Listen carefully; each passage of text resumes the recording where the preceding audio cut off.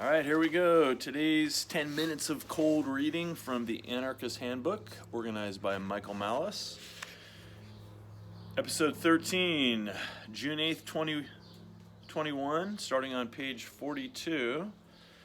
And we're continuing with Herbert Spencer from his essay or book, Social Statics, from 1851.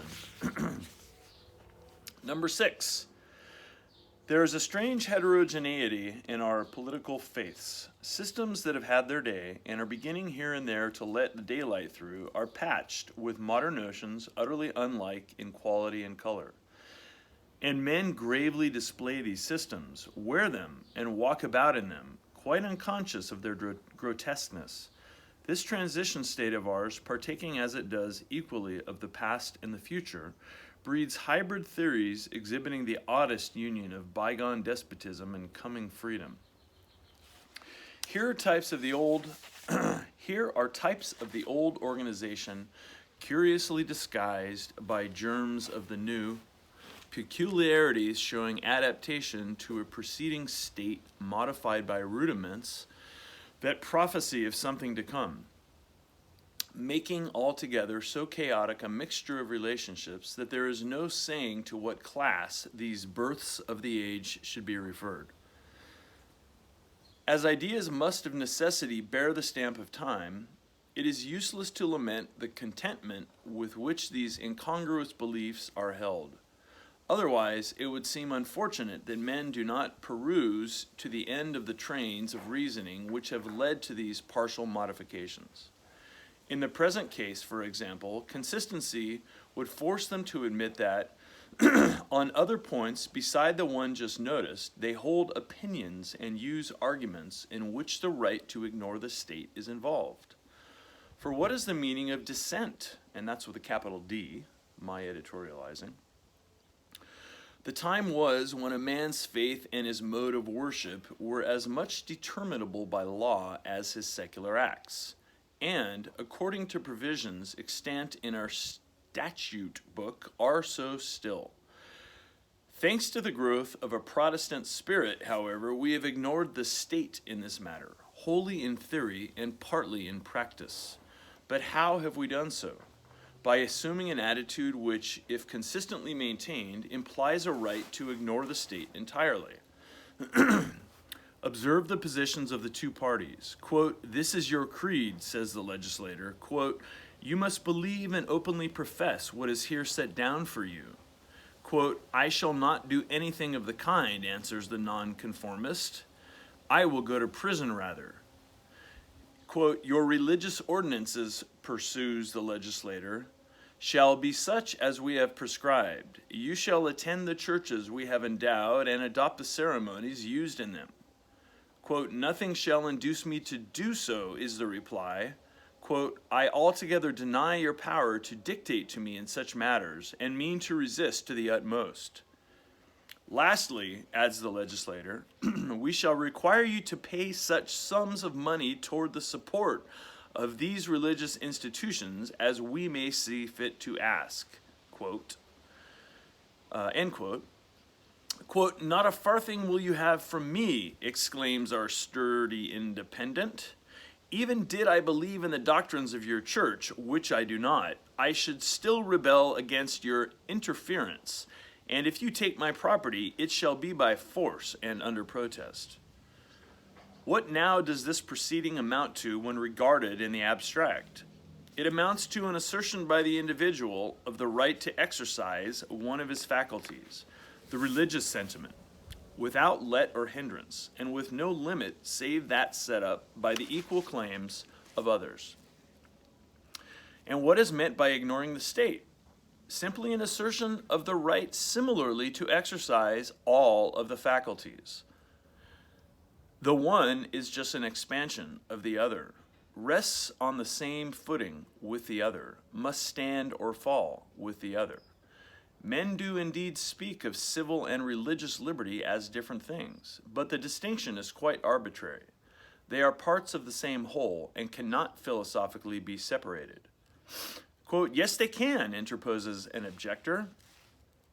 Quote, assertion of one is imperative as being a religious duty. The liberty to worship God in the way that seems to him right is a liberty without which a man cannot fulfill what he believes to be divine commands, and therefore conscience requires him to maintain it. True enough, but how if the same can be asserted of all other liberty? How if maintenance of this also turns out to be a matter of conscience? Have we not seen that human happiness is the divine will? That only by exercising our faculties is this happiness obtainable, and that it is impossible to exercise them without freedom. And if this freedom for the exercise of faculties is a condition without which the divine will cannot be fulfilled, the preservation of it is, by our objector's own showing, a duty. Or in other words, it appears not only that the maintenance of liberty of action may be a point of conscience, but that it ought to be one. And thus we are clearly shown that the claims to ignore the state in religious and in secular matters are in essence identical. The other reason commonly assigned for nonconformity admits of similar treatment. Besides resisting state dictation in the abstract, the capital dissenter resists it from disapprobation of the doctrines taught. No legislative injunction will make him adopt what he considers an erroneous belief. And bearing in mind his duty toward his fellow men, he refuses to help through the medium of his purse in disseminating this erroneous belief. The position is perfectly intelligible, but it is one which either commits its adherents to civil nonconformity also, or leaves them in a dilemma. For why do they refuse to be instrumental in spreading error? Because error is adverse to human happiness. And on what ground is any piece of secular legislation disproved? For the same reason, because thought adverse to human happiness. Let me read that again. For the same reason, because thought adverse to human happiness. How then can it be shown that the state ought to be resisted in the one case and not in the other? Will anyone deliberately assert that if a government demands money from us to aid in teaching what we think will produce evil, we ought to refuse it? But that if the money is for the purpose of doing what we think will produce evil, we ought not to refuse it? Yet such is the hopeful proposition which those have to maintain who recognize the rights to ignore the state in religious matters but deny it in civil matters. 7. The substance of this chapter once more reminds us of the incongruity between a perfect law and an imperfect state. The practicability of the principle here laid down varies directly as social morality. In a thoroughly vicious community, its admission would be productive of anarchy. In a completely virtuous one, its admission will be both innocuous and inevitable. Progress toward a condition of social health, a condition, that is, in which the remedial measures of legislation will no longer be needed, is progress toward a condition in which those remedial measures will be cast aside, and the authority prescribing them disregarded. The two changes are of necessity coordinate.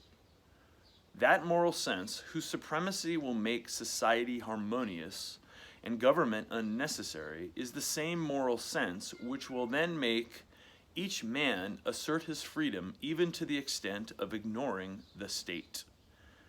Is the same moral sense which, by deterring the majority from coercing the minority, will eventually render government impossible.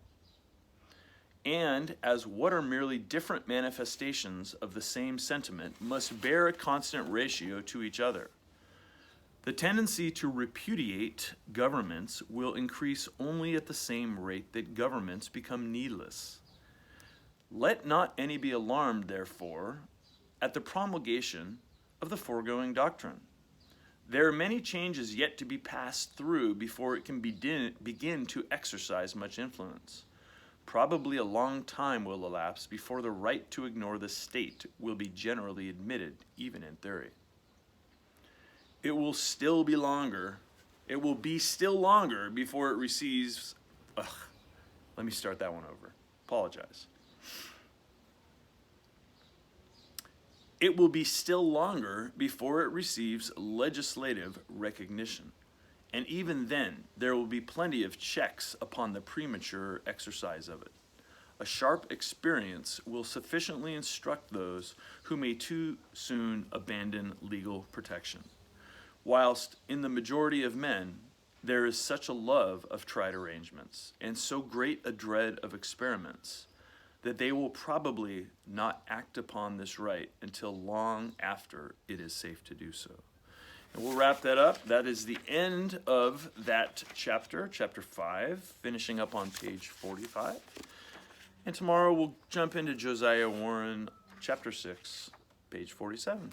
Again, just simply reading cold out of the Anarchist Handbook, organized by Michael Malice, available at many places, at least for now.